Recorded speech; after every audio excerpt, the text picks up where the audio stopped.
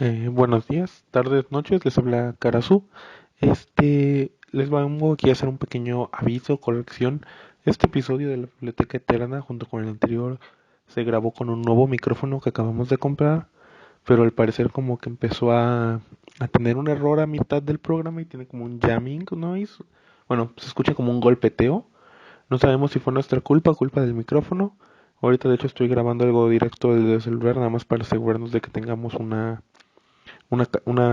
grabación rápida. Entonces les queremos pedir una disculpa. El sonido mejora con el paso del podcast, entonces ya no se escucha tan horrible, pero aún así les queremos pedir una disculpa de antemano. También nos dejaron comentarios en Facebook que olvidamos leer, entonces Alex Roth dice que su obra favorita de Lovecraft es todo Lovecraft y nos comparte el Complex Fiction de Barnes and Nobles. Víctor Andrew nos dice que es el caso de Chuck the One, Las montañas de la locura y las ratas en las paredes, que son sus relatos favoritos. Dodecaedro 9 dice que El horror de Dunwich en las montañas de la locura, Sueños en la casa de la bruja y Dagon, así como El ser en el umbral, son sus relatos favoritos. Muchas gracias por participar en esta pequeña dinámica. Estaremos intentando hacerla más seguido para poder traerles más contenido a ustedes durante este periodo en el que nos encontramos, pero esperamos disfruten de la presente grabación y una disculpa por el inconveniente. Bienvenidos a este nuevo episodio de la Biblioteca Eterna, que en realidad no es un nuevo episodio tan cual, sino es la parte 2 de uno anterior. En esta ocasión vamos a hablar de El legado Lovecraft. Habla nadie. Karasu. Y acompáñenos en esta ocasión en Bonito viaje. en este bonito viaje a través de un círculo de amistades, cuya amistad trascendió el tiempo y el espacio, el arte, las letras, y continúa siendo recordada indirectamente cada que leemos uno de sus cuentos. Hoy vamos a ver el Círculo Lovecraft. Ahora, ¿qué es el Círculo Lovecraft? Usualmente nos referimos al Círculo Lovecraft como este grupo de amigos centrados alrededor de Lovecraft y que escriben los cuentos relacionados a los mitos de Cthulhu. Si bien en parte esta descripción es cierta, también podemos comentar que no siempre tenían que ver con los mitos, sino que simplemente eran parte del grupo cercano de Lovecraft en sí. Ahora, ¿quiénes eran estas personas? Pues empezamos por quien fue así como que uno de sus más grandes amigos, que es Robert D. Howard, creador de Solomon Kane, Conan el Bárbaro, de Steve Costigan, que era una aventura de vaqueros, de El Borak, que era también como un aventurero, Kirby O'Donnell, que era un Indiana Jones. Creador de Red Sonja, obviamente, y de Dark Agnes, que son como que los primeros personajes pulp femeninos y empoderados.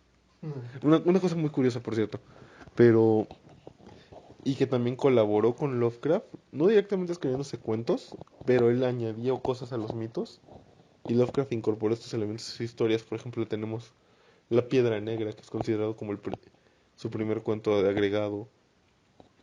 Posteriormente él tendría a John Kirowan, que es su detective del oculto, y quien investigaría algunas cosas y se mencionarían al innombrable, se fue el nombre de su autor loco. ¿Arturo Jerez? No, el alemán. No sé. Von Jones. Entonces él así añadiría esto. Cabe mencionar que la gran mayoría de ellos tenían elementos, pero el que los agregaba y los ponía de golpe en sus historias era el propio Lovecraft. Inclusive muchas veces vamos a ver con, por ejemplo, Clark Ashton Smith. Él creó a Tatsutoga, que es este dios sapo murciélago. Pero la descripción de sapo murciélago la tiene Lovecraft. Smith lo dibuja diferente en sus historias. Ajá. De hecho, bueno, hay una recopilación de precisamente que se llama Los mitos de Cthulhu, Ah, sí. que son 3 volúmenes y son los cuentos de todo el círculo de Lovecraft, ¿no? Incluso el volumen 1 empieza con la llamada de Cthulhu. Sí, es este. Y este recopilatorio de cuentos es muy ilustrativo respecto eh, respecto a qué era a quiénes conformaban el círculo de Lovecraft y qué aportaciones hicieron a los mitos. Pero es cierto, cuando se leen estos cuentos, no se sienten como una aportación directa. Entonces ahora con lo que dice Carazo, me hace mucho sentido no es que aportaran, entre comillas, o que ellos extendieran el universo de Lovecraft, sino que Lovecraft los leía y decía, oye, esto es una buena idea, a ver, la voy a desarrollar, ¿no? Pero esto habla como que de una cuestión literaria cooperativa, Sí. cosa que no se veía mucho en esa época, de hecho no se veía. No, de hecho, esta idea de cooperar todos para ir adquiriendo los personajes del otro y hacer algo con ellos no era común. Tan no era común que al menos los primeros intentos que tenemos como eran más bien sociedades como Alejandro Dumas padre e hijo, que a veces el hijo terminaba los secretos del padre y viceversa. Era más un prestanombres, o era más vamos a trabajar siempre en dupla, pero se va a mantener en secreto. Y en cambio aquí simplemente ellos se empezaban a referenciar, empezaban a decir cosas. De hecho aquí en esta versión de los mitos de Cthulhu, que es la que tú mencionas, esta es la versión de Valdemar, que se llama Cthulhu, una celebración de los mitos. En inglés la pueden adquirir como Tales of the Cthulhu Mythos. Empieza con la llamada de Cthulhu y ya luego sigue con las demás historias. Tenemos, por ejemplo, de Smith, tenemos El Retorno del Brujo y Hubo Oh, Satla. ajá. Que es, El Retorno del Brujo es donde Smith sí hace más este rollo de él tiene estos libros, es malvado. De hecho, estos dos son los relatos, yo creo que más Lovecraft que tiene Smith. Ujú. Porque Smith se dedicó más a lo que hoy en día llamaríamos la Dark Fantasy, la fantasía siniestra, de acuerdo a Coria. Y no tiene nada de malo. Por el contrario, a mí me gusta mucho el estilo de Smith. Pero hoy en día tenemos esta necesidad de, es que era amigo de Lovecraft, tiene que escribir como Lovecraft, cuando no. De hecho, yo no he podido... Quiero leer unas biografías de Smith que existen para ver si en un principio él emulaba este estilo o solo le gustaba y luego se desprendió uno propio con Hiperborea y con Sotique. Porque es muy diferente. Aunque Hubo Atlas sí es muy... Sí, es muy Lovecraft. Sí, es muy buen cuento, a mí me gustó muchísimo. También tiene mucho de los perros de Tíndalos. Es muy long también en ese Ajá. aspecto. Y a grandes rasgos, Hugo Sattler es un cuento sobre el personaje está investigando una desaparición en una cabaña o algo así, No, ¿no? es él compra un cristal en una tienda de antigüedades Ajá. y Sí, empieza a sí. usar este cristal como para viajar al pasado y entre dimensiones. Es muy los perros de Tíndalos. Sí, no, lo estaba confundiendo con bueno, no lo estaba confundiendo con otro, pero llega al principio de la historia, Sí. ¿no? Y encuentra esta pasta y existe la historia del caldo primigenio, ¿no? Que es Ujú. una historia, es una teoría ya descartada de que en algún punto de antes de la vida en la Tierra se empezó a filtrar agua y las bacterias empezaron a quedar atrapadas en el agua y de ahí salió la vida, ¿no? Ujú. Entonces, como que tomando esta idea, crea a Hubo Satla, ¿no? Que es como es un migo o algo así. No, es una Es pasta una pasta ahí extraña. nada más que Es, está viva, es ¿no? un ser que es y no es. Es el Ajá. que todos somos parte de. Decía Tale Foundry, aunque no relacionado con Satla, decía que muchas de las creencias místico-mágico-religiosas de la humanidad se basan en yo provengo de un dios poderoso, yo provengo de un guerrero legendario. Pero los mitos de Cthulhu transgiversan eso en de no. Vienes de una cabra que crea 1000 hijos por solo crearlos. Vienes de un ser que es todo y que a la vez no es nada y al cual no le importas. Ajá. Y este es el verdadero horror cósmico. Yo creo que en este cuento de Smith se transmite el verdadero horror cósmico de que no somos nada, no estamos aquí por nada y no tenemos por qué importarles a ellos. Y si existiera un creador, no te va a importar. ¿Sabes con cuál estaba confundiendo? Con el de Igolonak. Oh, sí. Con ese lo estaba confundiendo.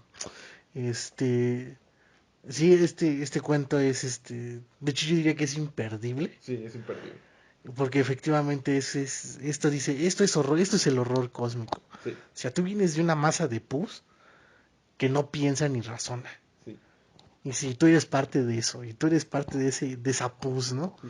Ahora, también dentro del círculo Lovecraft teníamos a Frank Bengland Long, con quien compartió amistad, anécdotas. Long escribiría, a mi gusto, los dos imperdibles de los mitos de Cthulhu serían Los perros de Tíndalos.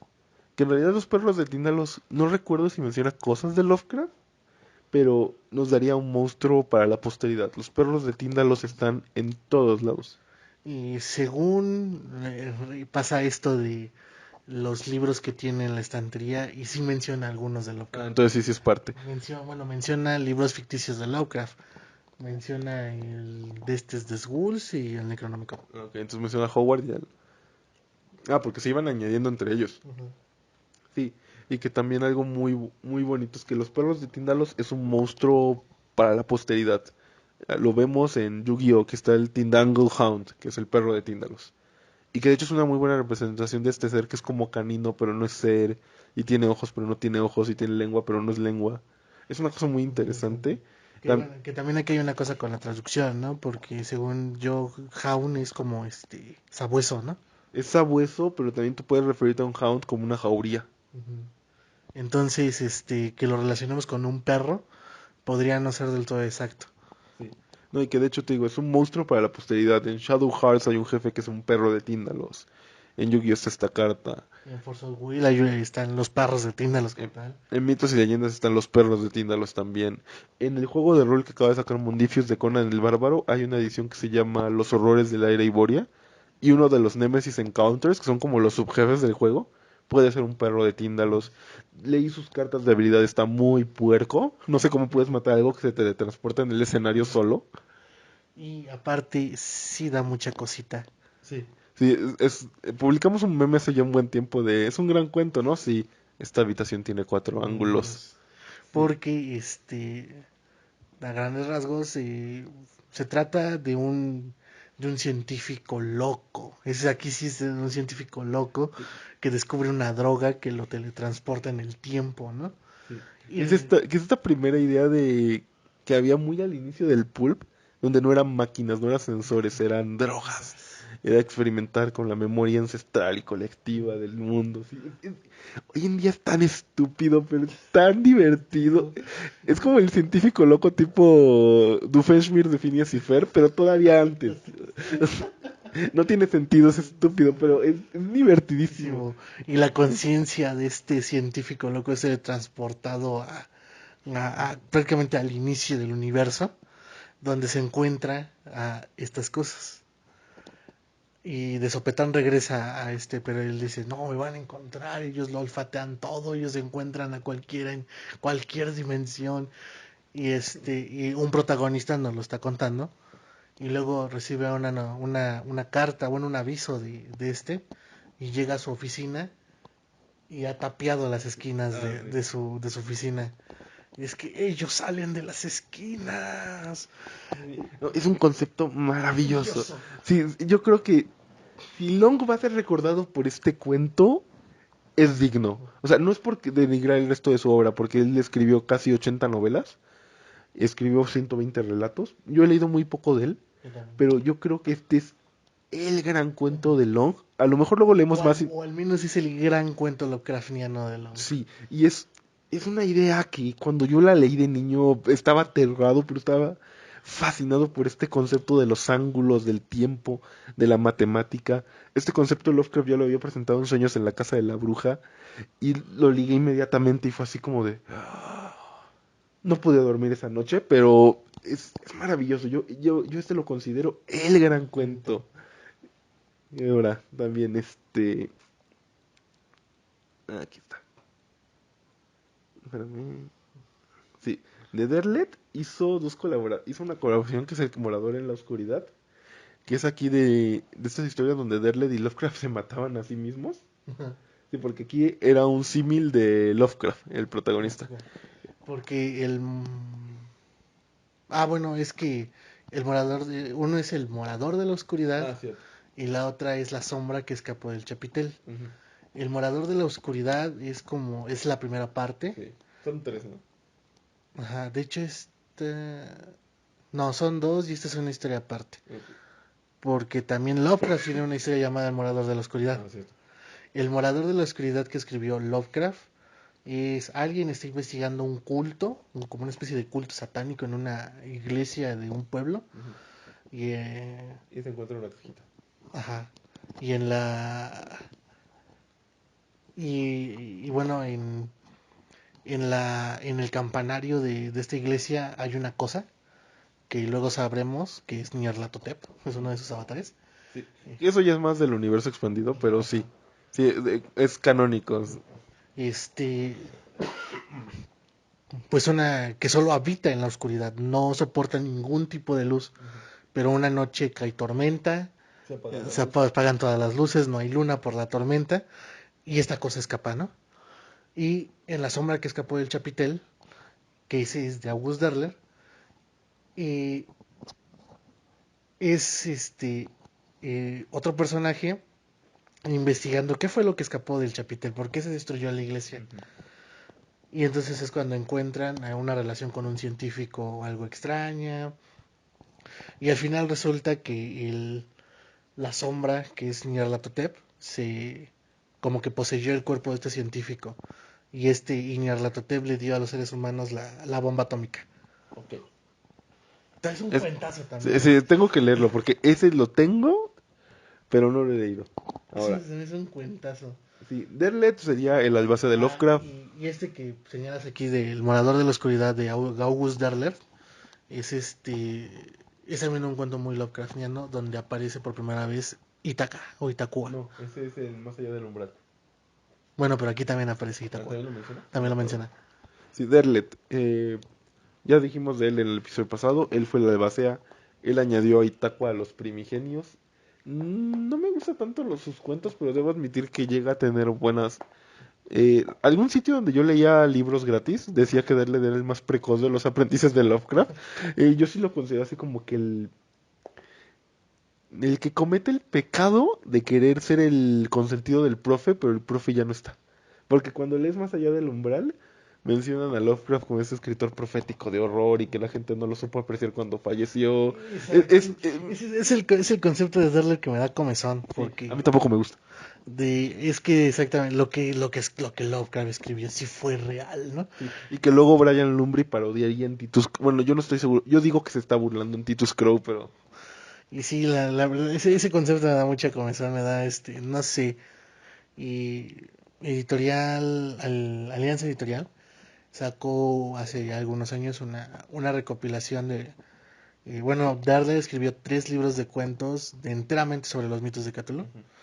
Pues Alianza Editorial los reunió en un solo volumen y lo estoy leyendo actualmente. Y ya había yo leído La sombra que escapó del chapitel y así. Y ese concepto, porque en La sombra que escapó del chapitel menciona a Lovecraft y menciona sus historias. Sí, es lo mismo que hace más allá del umbral. Entonces es como que sí me da comezón, es que Lovecraft sí lo sabía. Sí, Lovecraft sí lo vio. sí. A mí también me. Lovecraft sí despertó a los primigenios. Sí, a mí también me das quito. Esa parte de Derlet me das quito. Sí, sí, no, no es mala onda. Sí, es de sácate a lavar las patas, güey. Sí. Ahora, Robert Bloch, ya lo mencionamos en el episodio pasado. Se hizo famoso por su adaptación de Psicosis. Luego Bloch agarraría este papel de padrino de los nuevos escritores de horror. Tanto así que el primer tomo de Hellboy, La semilla de la destrucción, el prólogo es de Bloch. Entonces, él era un chavito, se empezaron a cartear. Lovecraft le dio ideas, Bloch añadió a los mitos de Cthulhu un cuento donde no nos dicen que es Nyarlathotep, pero queda muy presente que es él, que se llama El Dios sin rostro. Escribió El vampiro estelar, que es donde mata a un avatar de Lovecraft. Cuentazo también, cuentazo. Sí. Y a grandes rasgos es un escritor muy muy terco, porque dice, no, yo necesito escribir más siniestro y más oscuro y más darks, ¿no?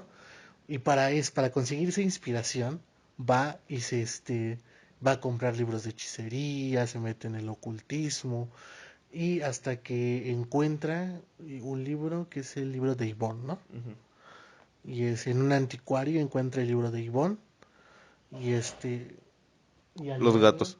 los gatos, y al leerlo, este descubre una criatura invisible ¿Qué se lo come? porque para esto el único que puede traducir el libro es un amigo suyo. Ujú. Entonces va con su amigo y su amigo descifra el libro e invocan al vampiro estelar que se chupa a este personaje que es Lovecraft en sí. Y nadie lo menciona, pero creo que el vampiro estelar es la criatura que se comió también a Abdul al-Jared. Es lo que a posterior mucha gente quiere ligar.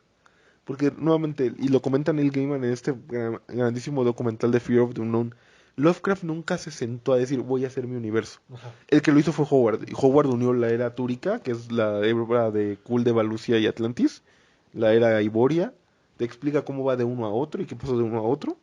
Pero Lovecraft no era este meticuloso persona que se dedicó a ordenar todo su trabajo. Lovecraft simplemente lo fue añadiendo, lo fue añadiendo, lo fue añadiendo y así quedó. Y así le gustaba a él.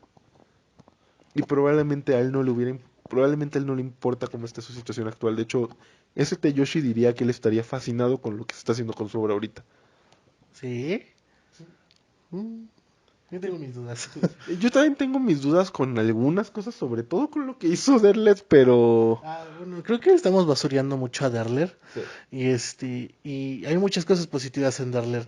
sí, es el preservador, no Es puede... el preservador, pero aparte, o sea, tiene escritos muy acertados que son colaborativos con Lovecraft. Claro, pero también, como dice el propio Yoshi, son colaborativos de Lovecraft, dejó un libreto de 1000 páginas y este carnal nos entregó una novela de 15.000. Ajá. O sea, ya ahí queda muy poco Lovecraft realmente. Pero nuevamente es una cuestión de que nosotros en el universo Lovecraft somos puristas. Nos relegamos a lo que escribió Lovecraft, aceptamos cosas de sus amigos cercanos por la cuestión de que existía esta sinergia natural, pero ya cuando lo empezaron a estirar y estirar ya es como que ya un poquito más... Más, Sí. más raro. Y, por ejemplo, hay un cuento que lo ponen en colaboración con Lovecraft, pero no tanto. Lo único que hizo Lovecraft fue autorizar que lo escribiera, que se llama La lámpara de Alsharib. Ah, sí. Y es un cuento hermoso, o sea, es el homenaje más, más bromance que le pudo hacer a Lovecraft, ¿no? Es como, son como 15 páginas de te quiero mucho, carnal. Es como que mete todos los bonitos deseos que Derler tenía hacia Lovecraft, porque se trata de un escritor que encuentra una lámpara, pero cada vez que la abre y mira adentro, ve fantasías y ve historias y ve cuentos y los escribe y se vuelve famoso y se vuelve rico y se vuelve próspero y encuentra el amor y o sea, es como que Derler deposita todo el cariño que sentía por Lovecraft y es un cuento muy bonito. La primera vez que yo lo leí me conmovió tanto que yo sí lloré. Sí, no, es que nuevamente, no es que queramos basurar a Derleth, solo que como puristas, sus decisiones no nos gustan, pero no podemos negar que él es la figura importante en la actualidad de Lovecraft. Otro texto bastante interesante de Derler, que ese sí es una colaboración con Lovecraft propiamente, es La Hermandad Negra, Uf. este, La Habitación Cerrada. eh, Curiosamente, mi primera aproximación a Lovecraft fueron estos cuentos colaborativos. Sí. Sí, es que son muy fáciles de leer. También de Block, antes de volver al tema más bien, está el cuaderno allá de una casa deshabitada. Ah, sí. Block, Es la de niño, ¿no? sí es la del niño, Ajá. Block agarra esta idea de encontrar un cuento un cuaderno de un niño en algún lugar y ir descubriendo un misterio. Esto ya lo había hecho una de las musas de Lovecraft, que es Arthur Machen, y Block lo hace con una soltura y una profesionalidad que me cuesta creer que la pudiera hacer. Y lo más importante, le crees que es un niño. Sí. Se la crees, o sea, si se la compras. Cosa que requiere de una habilidad, mira, así de al puro pelo, para que tú le creas a un escritor que lo que está escribiendo lo está escribiendo un niño. Sí, porque es algo que no le pasaba a Machen con el pueblo blanco. La niña escribía demasiado Adulto. adulto, sí, sí, no sé cómo decirlo. Ajá. Pero es un cuento de fantaterror y más muy bonito, es muy interesante, es genuinamente atrapante. Y la unión con los mitos de Cthulhu es muy leve, pero es ¿Cuál es? Yo no la caché. un shogot. Ah, sí. Hay un shogot. Aunque posteriormente, cuando se ha retomado esta historia, son considerados los hijos de Shub-Niggurath. Oh, Hace más sentido, es un bosque. ajá. Pero aún así es una historia muy atrapante, es muy interesante. Yo no diría que es el relato de Block, yo diría que ahí sí es el vampiro estelar, Ujú. pero es muy divertido, no, yo no me la pasé nada mal.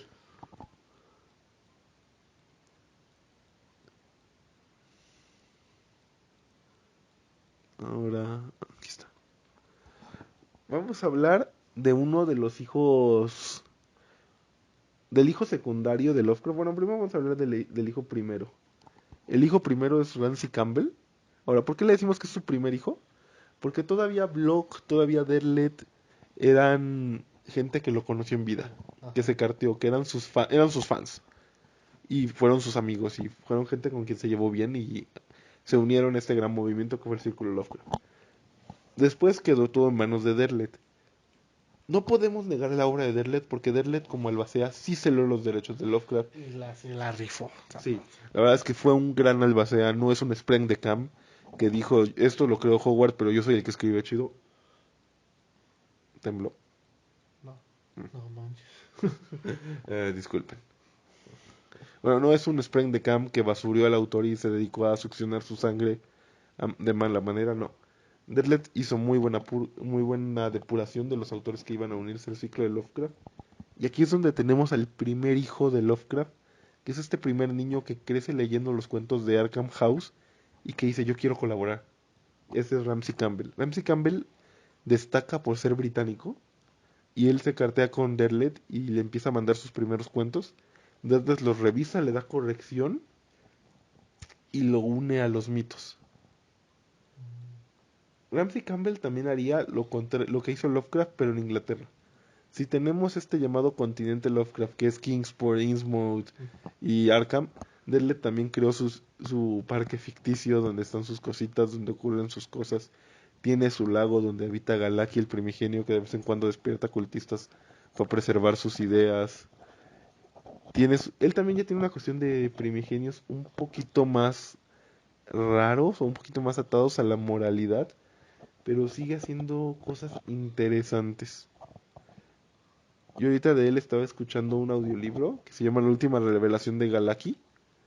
Y Galaki es este ser que habita en un lago que influencia a sus cultistas para que escriban sus profecías en un libro y que Sí. hace como una especie de culto colectivo. Es una idea fascinante y rara. Y no sé, me parece increíble. El de Galaki sí lo leí. Este de la edición fría no lo. No, ni yo. Pero efectivamente, Ramsey Campbell es como que eh, el primero que ya no conoce a Lovecraft, el primero que ya bueno, no lo contacta, ¿no? Pero ese es el primero en maravillarse con sus criaturas, con sus mundos, eh, con su manera de ser, ¿no? Y yo imagino que es el primero en ver, era un autor así, era siniestro, era un apartado, era un antisocial, ¿no? Y demás. Entonces puede que Ramsey Campbell fuera la primer víctima del mito Lovecraft, ¿no? También. Sí. Es su primer hijo, es el primero que nace, ve estas ideas, las absorbe y se une. Y es el Ujú. primero que nace, vamos a decirlo de manera romántica, como un hijo de Lovecraft. Ok. El, segu- El segundo. el segundo es Brian Lumby. No vamos a hablar del cuento que viene en esta Ajá. edición. Brian Lumby es una persona rarísima. Brian Lumby es un militar británico Ajá. que en sus tiempos libres se dedica a escribir cuentos de horror. Entonces él conoce la obra de Lovecraft, pero empieza a publicar ya un poquito por su cuenta, no tanto con Arkham House, aunque sí creo que sí llegó a publicar con ellos. Porque esta edición tal cual es de Arkham House, la versión original en inglés, Ujú. que incluye un cuento que se llama Suben Consurti. Yo no voy a hablar de este cuento porque yo no lo he leído, pero leí la primera de sus novelas de Titus Crow. ¿Quién es Titus Crow? Titus Crow es el detective del oculto de Brian Lumley y es un primero de estos detectives dedicados a los mitos de Lovecraft. Oh. Si bien los detectives del oculto siempre van a investigar cosas como el chupacabras o los demonios, este ya tiene que lidiar con Cthulhu, con sus mitos, con sus monstruos. Ahora, la única historia que se tradujo al español es Aquellos que acechan abajo, hacia abajo. Es la única que se tradujo de Titus Crow al español. Es difícil de conseguir porque ya nada más se publicó en dos ediciones. Una que tiene una portada así tipo Tremors y la segunda que tiene una portada de H.R. Giger, que fue una edición Oh. muy escasa de Lovecraft. ¿De qué trata esto? Bueno, más de la mitad de la novela es epistolar y es un cuate que es un ex minero británico que se está carteando con Titus Crow porque en una expedición hace muchos años encontró unas perlas gigantes muy extrañas y ahorita ha habido terremotos y hay seres y está seguro que vienen por él. Básicamente estos son huevos como una especie de dioses gusano primigenios Yoshi odia a Brian Lumby y a Titus Crow personalmente, porque no le gusta lo que él hizo con los mitos. Y él hizo un poquito lo que hacía Derlet, de decir, ah, sí, es que Lovecraft lo escribía, y vamos a estudiar el rol de tal personaje dentro del canon de Lovecraft, y luego ver lo que escribió Derlet, y no sé qué. Es raro, Mm. es, es, es incómodo porque ya es como que romper la ficción de la metaficción, irte a la cuarta pared y regresar. Sí, eso ya es como que... Basta. Sí, y sobre todo cuando lo estás leyendo en formato epistolar, cansa mucho. Yo sé que en su momento Titus Crow tuvo muy buena aceptación. Actualmente, si lo quieren leer, hay creo que son 3 tomos de lujo en inglés que compilan creo que sus 6 novelas en 3 volúmenes. Es un poco caro, cerca de los 400 pesos. Pero si está el interés, yo sé que a mí esta primera novela no me terminó de gustar, pero he oído buenos comentarios de los libros posteriores. Sobre todo del reloj de los sueños. Dicen que eso es muy muy bueno. Pero bueno, Brian Blumby es este segundo hijo de Lovecraft que empieza a escribir cuentitos de horror. Se retira de la Armada Británica, ahora sí empieza a escribir y a escribir y a escribir con el tema de Lovecraft. Ok. Hasta este punto suena un poco a oportunismo, ¿no? Yo diría que más bien fue un fan que supo cuándo lanzarse. Sí. Sí, porque de verdad no es mal escritor. Ajá. También tiene uno que se llama La Feria de... No recuerdo. No me gustó a mí tanto, pero se parece mucho a The Coder de Alan Moore. Ok. Sí, o sea, no es un gran cuento a mi gusto, pero era muy entusiasta. Nuevamente desconozco las fechas de estas publicaciones de estos cuentos de Brian Lumley precisamente, pero no puedo decir que sean malos, solo no se ajustan a mi estilo Ajá. ni a lo que a mí me gusta ver en una historia de Lovecraft. Y como pueden ver, el círculo de Lovecraft fue un grupo variopinto, cada autor con su propia personalidad, su forma propia de escribir y lo que entendían cada quien eh, por los mitos de Cthulhu. Cada quien entendió diferente. Cada quien entendió diferente lo que eran los mitos, cómo debían manejarse y qué debían hacerse. Y sobre todo, quiero que se haga mucho la diferencia de lo que hace a partir de Derlet, si es un quiebre. Nuevamente, suena como que nosotros le tiramos muchos palos a Derlet, pero no es que le queramos tirar palos, es que se nota la diferencia y ya lo ven con Lumbly y con Ramsey Campbell, que ambos todavía son considerados parte del canon de Lovecraft. Y en los 70 cuando se publica el juego de rol de llamada de Cthulhu, Sandy Peterson agarra a sus personajes.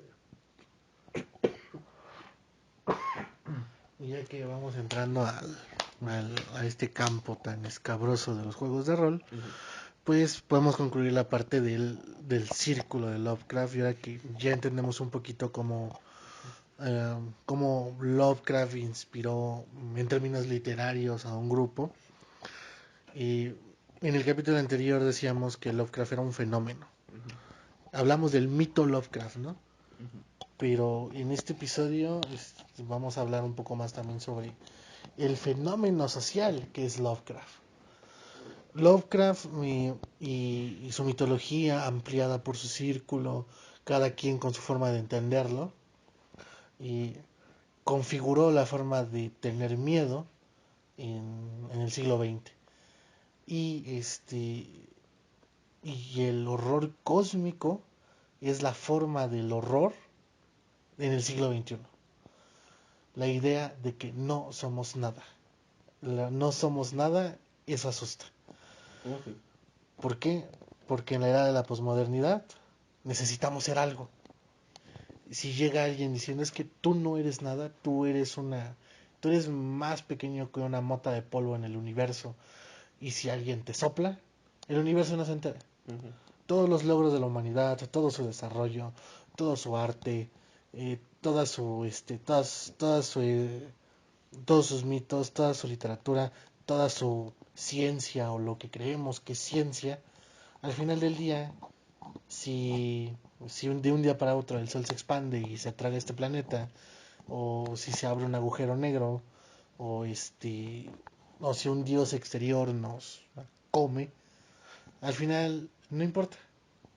Al final no significó nada todo eso. Ujú. Esa es la forma del miedo, esa es la forma del horror en el siglo XXI. Y esto nos lleva a ¿qué es el horror cósmico? Y generalmente en la cultura popular se entiende que el horror cósmico son tentáculos, extraterrestres, seres de otra dimensión, seres indescriptibles, pero el horror cósmico, y me parece que lo definió el propio Lovecraft, ¿sí? A ver, ¿cuál? Y no, me refiero a si Lovecraft definió el horror cósmico. Sí, pero él lo definía como cosmicismo. No, es es justo la idea de que hay algo allá afuera. Eso es el horror cósmico.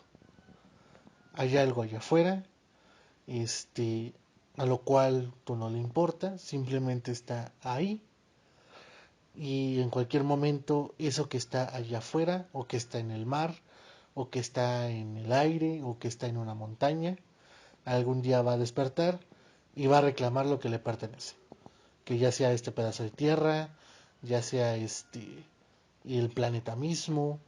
Si es algo exterior del planeta, simplemente va a despertar y va a destruir el universo. Algo así como Vishnu, Ujú. que eso sería el concepto de Azathoth, ¿no? Sí. Este, eso es el horror cósmico. Eso es eso es a lo que se refería Lovecraft, eso es a lo que se refiere todo el círculo, porque cada quien lo entiende diferente, pero el concepto es el mismo. Hay algo allá afuera. Ujú. Y como esa base de algo allá afuera, la gente lo empezó a interpretar. Desde los primeros escritores de horror que ya salieron influenciados con él. Porque, por ejemplo, Stephen King también agarraría esta idea de que te puede pasar algo imposible y horrible y no hay nada que tú puedas hacer en su defensa. Ujú. Como ya se vio en El fin del camino, Crouch End. Ese sí tiene referencias directas a Lovecraft, pero es así como de, te va a pasar algo, te va a acabar y ya. Y tú no importas y a nadie le importa si te pasó y ya. Y, Ahora también, Lovecraft, cuando Arkham House empieza a decaer, porque Arkham House quiebra eventualmente, mucha de la obra Lovecraftiana queda un poco flotando, pero también se queda como una especie de autor de culto. De hecho, estaba escuchando podcasts españoles y al parecer las ediciones en España y en México siempre fueron muy populares. Era ujú. un escritor, yo creo que de mala gana, aquí en México, yo creo que el hecho de que no hubiera copyright lo permitió mucho. Ajá. Y, Sí, porque aquí en México yo he oído de gente mayor a mí, que toda la vida se han vendido estos libritos negros de Lovecraft que ahí publicamos en ujú. Facebook, y siempre han estado disponibles y siempre han sido muy baratos. Y en general la obra de Lovecraft siempre es barata. Sí, Este, salvo Valdemar. ajá, Pero ahí es porque estás pagando la edición y el comentario y las notas. pero o sea, en general y ediciones completas, bueno, ediciones de sus cuentos completos hay por montones y para aventar para arriba. Solo con decirles, yo tengo dos ediciones de cuentos completos de Lovecraft, y voy por una tercera. Así que y justamente esta cuestión de los derechos de autor, o sea, yo creo que si se hubiera puesto más a las vivas y no dejar perder este Arkham House, Lovecraft no sería tan accesible. Yo creo, pero también yo creo que Lovecraft así lo quería. Sí, Sí, yo creo que si él hubiera seguido con vida, si lo hubiera querido. no, Obviamente el que hubiera pasado los filtros era él, no Derlet, pero ajá. yo creo que si él hubiera dicho, pues ya, saqué provecho, órale. Ujú. Yo creo que él sí lo hubiera querido Ujú. así. Este, porque hasta eso, Lovecraft no era un difusor, pero sí le importaba que la gente se educara, Sí. que la gente leyera. Y le importaba que sus libros y sus cuentos tuvieran las teorías del momento y estuvieran actualizadas. Y entonces, sí, puede ser que sí, que Lovecraft dijera en algún punto, ya, dominio público. Este, y de ahí, pues, un montón de escritores se inspirarían en Lovecraft para y crear otro tipo de materiales que no son precisamente literatura. Por ejemplo, varios capítulos de La Dimensión Desconocida, Oh, sí. en el cual y uno de los guionistas principales pues fue Ray Bradbury. Y el propio Ray Bradbury tiene algunos cuentos ahí bastante extraños también, que no son precisamente Lovecraftianos, pero sí usan mucho la cuestión de lo cósmico. También, me parece que fue Robert Bloch, que para el siguiente proyecto de Rod Serling, que fue Galería Nocturna, él adaptó un par de cuentos del Círculo de Lovecraft. El Retorno del Brujo está adaptado magníficamente por Vincent Price.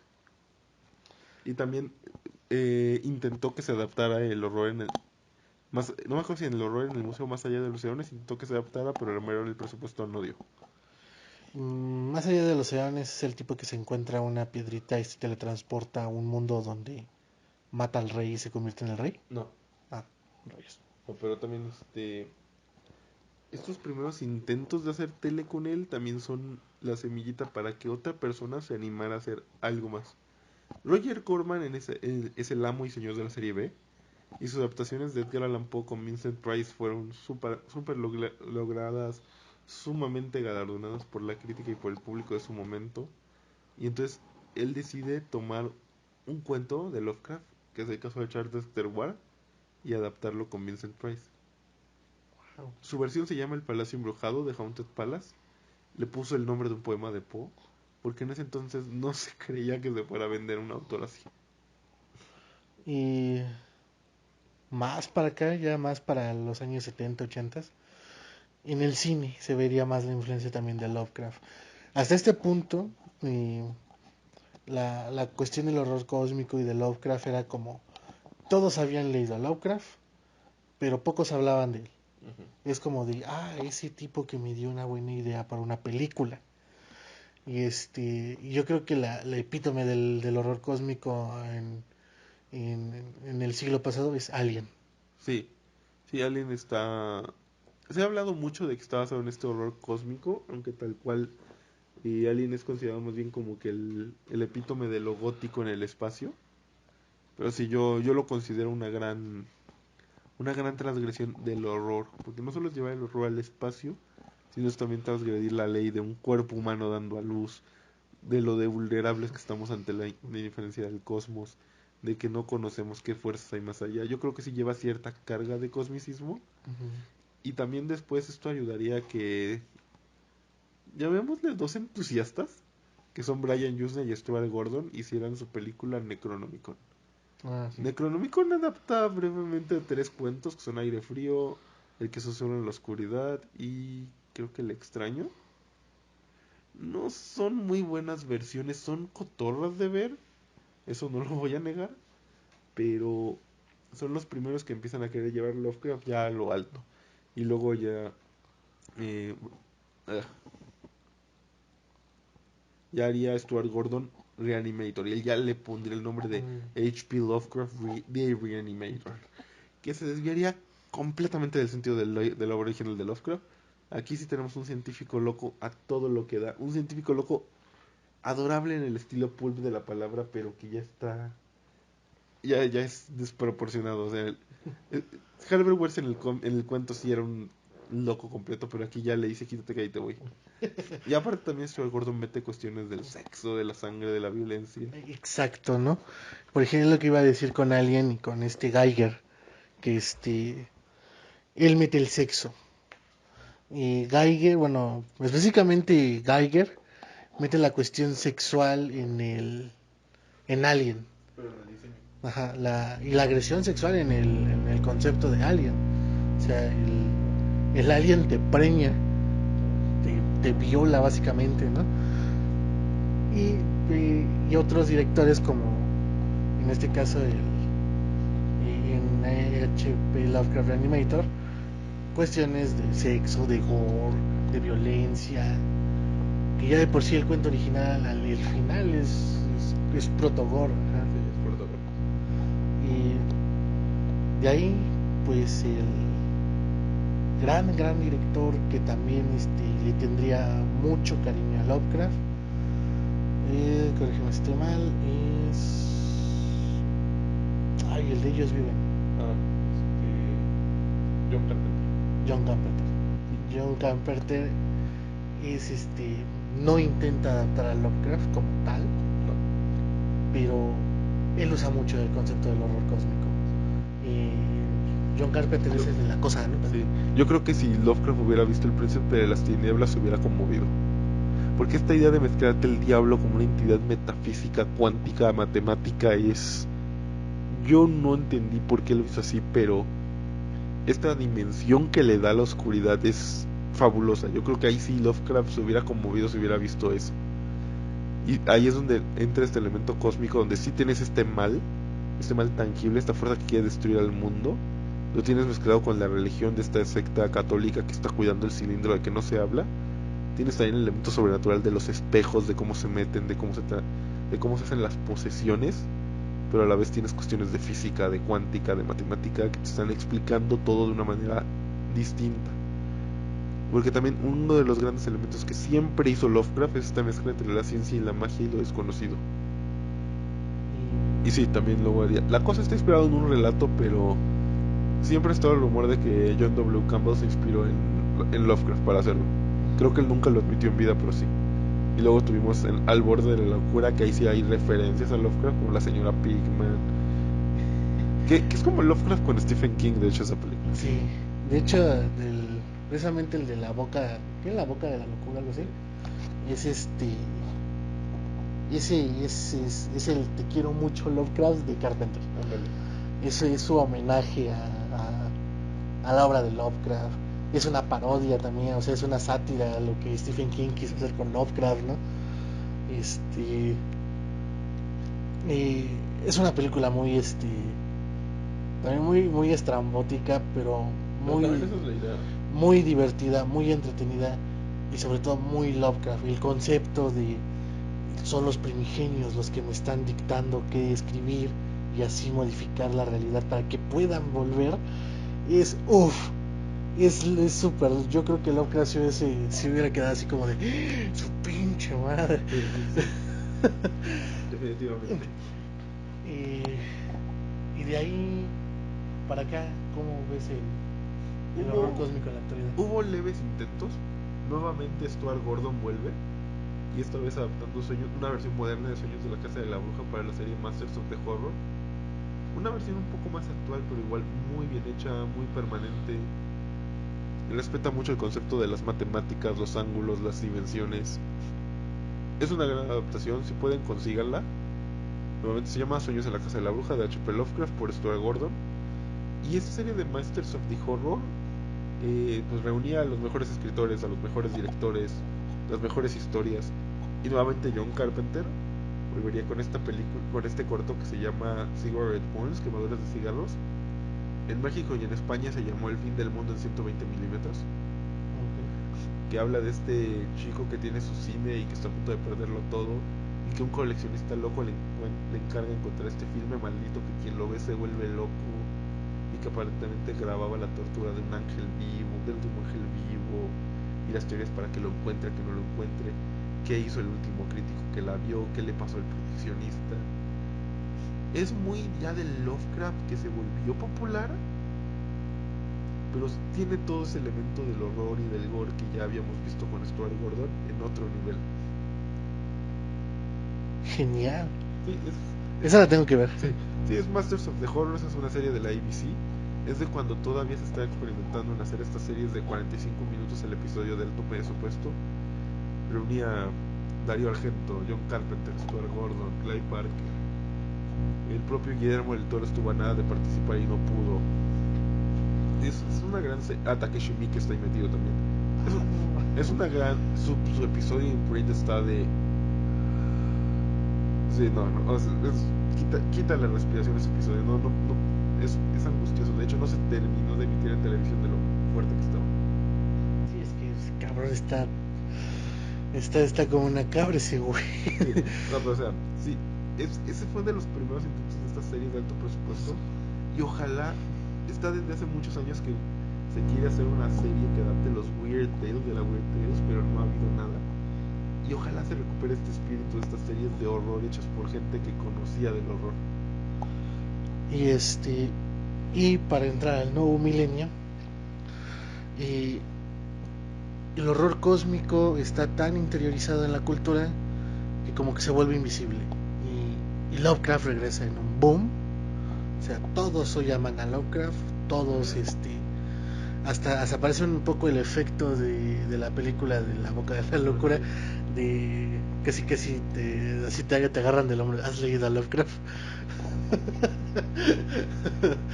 Y o sea, actualmente todos amamos a Lovecraft, todos hemos leído por lo menos la llamada de Cthulhu, pero precisamente el Lovecraft está tan interiorizado en nuestra cultura que el horror cósmico se volvió invisible.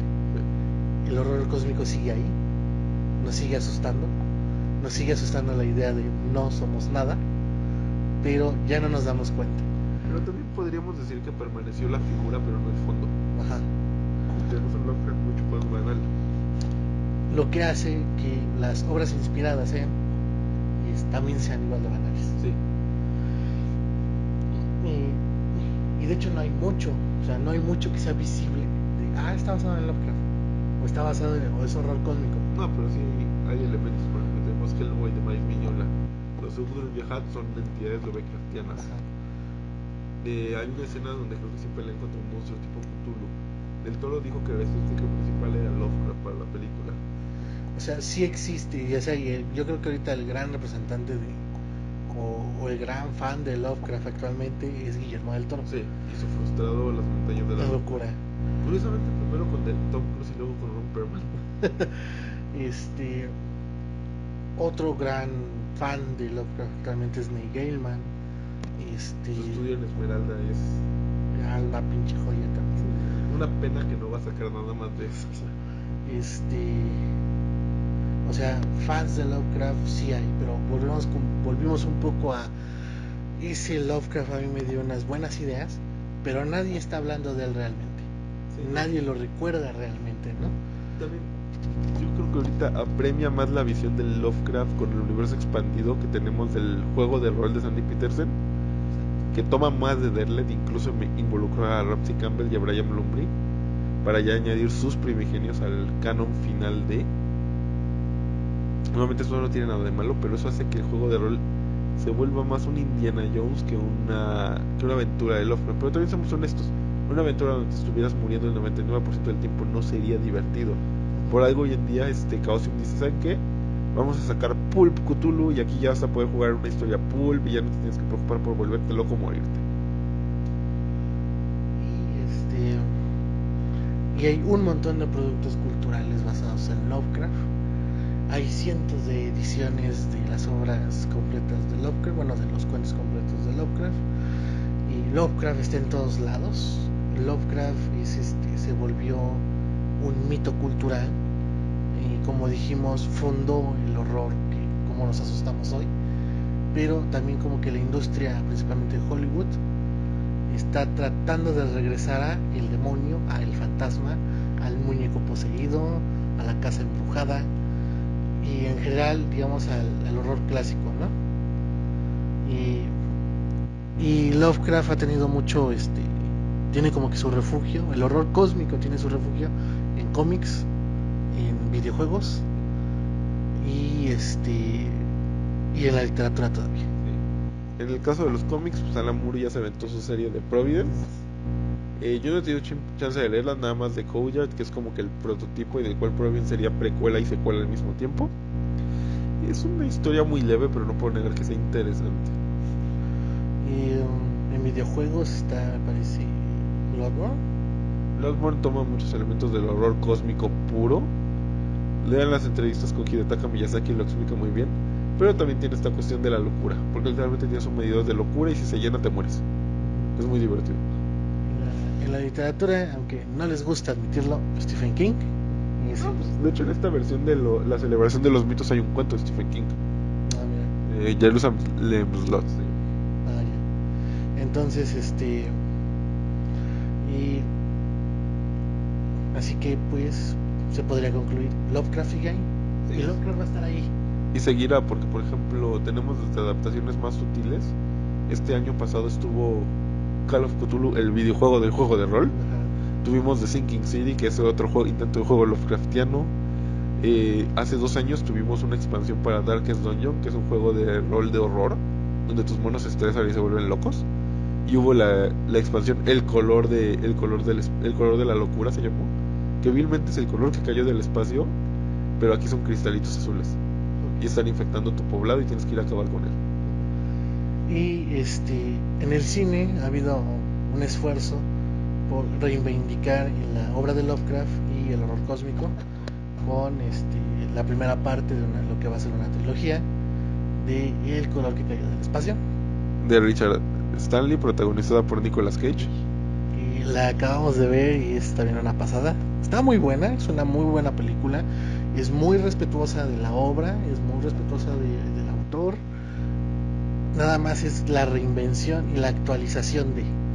No, y también hay cosas que yo, por ejemplo, esta parte donde empiezan a meterle cosas de la magia y demás, que a mí me chirrean un poco, pero yo creo que es en pro de que el público común vea cómo funciona esto.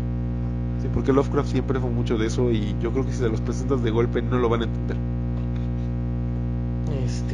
La que sigue es el horror de Dunwich. Esperamos ansiosamente a este remake porque las versiones anteriores no están chidas. También la Sociedad Histórica de Lovecraft, que son otro gran grupo de fans, Sí.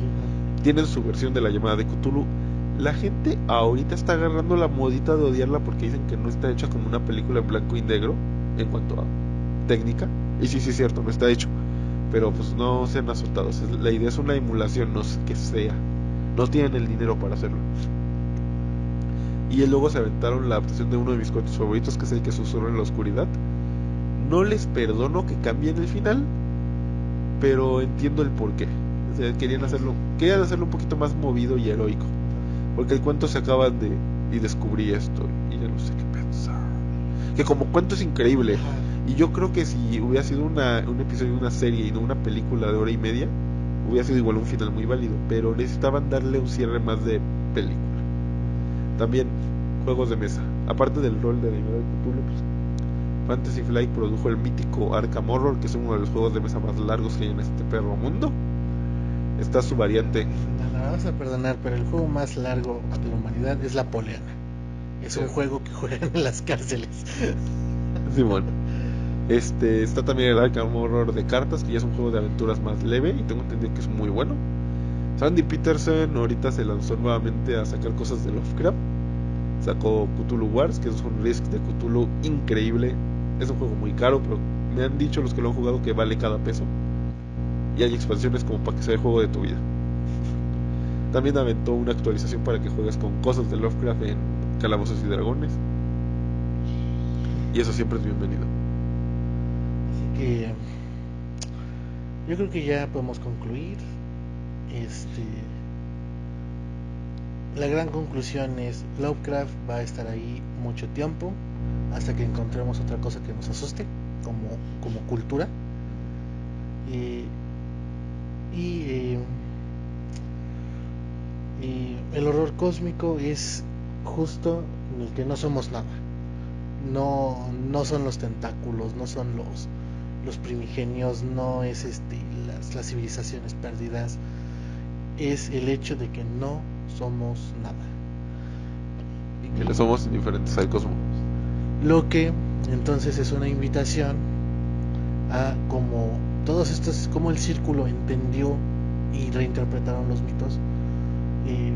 Quienes nos enfocamos o queremos ser autores noveles, volver a reentender los mitos, pero ahora reentender los mitos del círculo y trabajar con ello.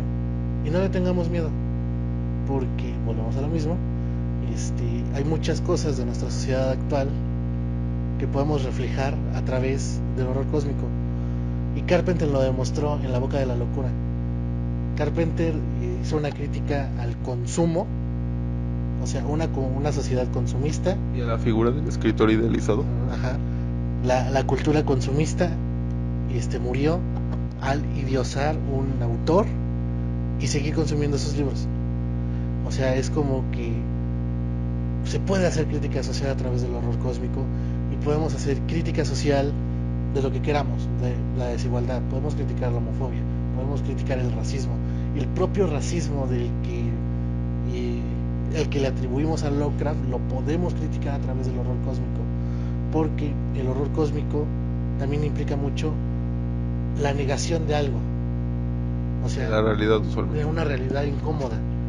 La realidad incómoda que manejaba Lovecraft es que existían civilizaciones antiguas antes de la humanidad. Que la humanidad solo es como que pues los homínidos se pusieron de pie y se proclamaron los dueños del mundo cuando este mundo ya tenía un dueño anterior. Y cuando simple y sencillamente los homínidos se crearon por descuido de su experimento. O los homínidos salieron de esa bola de pus llamada Ubasatla. Y esas son las realidades incómodas que manejaba Lovecraft. Pero todas las realidades incómodas las podemos criticar a través del horror cósmico. Entonces Diría el doctor Miguel Ángel Hernández de los Retronautas que no hay ciencia ficción si no hay crítica y trasfondo social. Y bueno, eso ya tendremos que tratarlo en otro podcast. Sí, ya, eso ya es otro tema. Pero la ciencia ficción no acepta fachos. La ciencia ficción no es reaccionaria. La ciencia ficción es crítica. La ciencia ficción es Es ciencia. Es ciencia. No podemos andarnos con conservadurías dentro de la ciencia ficción porque pierde el propósito. Entonces, hay que reinventar otra vez los mitos. Y así dentro de otros 50 años habrá quien las vuelva a reinventar. Y está bien. Y yo creo que vamos para allá, porque ahorita el universo del Conjuro en cine ya está dando las últimas. La idea de los fantasmas tradicionales se está muriendo. Y esa pinche mamada de hacer universo de todo también es un cáncer. O sea, el universo de actividad paranormal, o sea, simplemente es ridícula la idea. 9 películas. ¿Sabes qué es lo que a mí me duele del Conjuro? ¿Qué? Que está mejor hilado que el de DC. No nos maten, por favor. No, yo sí lo creo. Saludos, Hop. Bueno, viene el universo Lovecraft por parte de Richard Stanley, Nicolas Cage y el señor Frodo, o sea, el Ayagut. Confiamos en ellos porque son nerds consagrados. Y aparte también confiamos en ellos porque al ser producciones semi-independientes no se están arriesgando a someterse al escrutinio del alto público. Así que, y también disfrútenlo mucho. Patanca.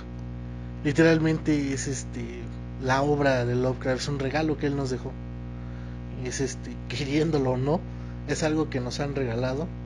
Entonces también hay que aprovecharlo, hay que leerlo, hay que reinterpretarlo, hay que decir, esto está bien, y esto puede no estar tan bien, y esta es una buena idea, y esta idea ya no pega, y esta idea está bien, y esta idea está mal, y seguir adelante, y reinventando, y poniendo cosas encima, y tal vez hasta superarlo, porque la idea de que no somos nada, pues también habla de una cosa de nuestra actualidad, de que nosotros mismos como seres humanos, como colectividad y como sociedad nos apreciamos como nada.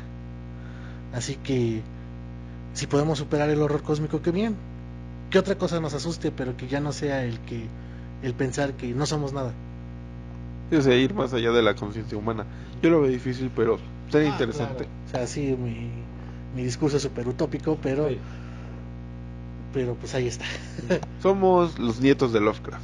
Ya somos los que estamos leyendo a los que fueron sus fans. Entonces, ¿nos corresponde este legado? Sí, lo más probable es que sí, no solo como consumidores, sino ya. Los invitamos aquí desde la Biblioteca Eterna a ser partícipes del legado de Lovecraft. Escriban, dibujen, esculpan. Principalmente eso, porque Lovecraft era un fan del arte. O sea, siempre era, por ejemplo, en la llamada de Cthulhu, es que son los artistas. Cthulhu se mete en la mente de los artistas para que lo esculpan y veamos su figura y sepamos cómo es. Entonces, todos los tipos de arte caben en este sentido. La música, hay muchas bandas que le hacen tributos a Lovecraft. Descubrí esta semana que hay un músico que se pone Erickson y tiene un tema que se llama Tíndalos. Hay un grupo de idols japonesas que se llama Necronomidol. Y es auténticamente bueno. Cradle of Filth tiene una canción. Metallica tiene la llamada de Cthulhu. Therion tiene Cthulhu. Hay una banda mexicana de death metal que se llama Shub Nigorat. Excelente. Entonces, síganlos ahí. ¿Qué otra cosa? Sí, la verdad es que esta es nuestra herencia. Es nuestra herencia nerds por los nerds primigenios. Hay que aprovecharla.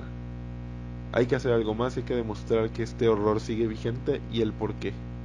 Ahora, antes de terminar rápidamente la bibliografía del episodio, utilizamos el libro H.P. Lovecraft, The Mysterious Man Behind the Darkness, de Charlotte Montage. Es de la parte de la editorial de Oxford.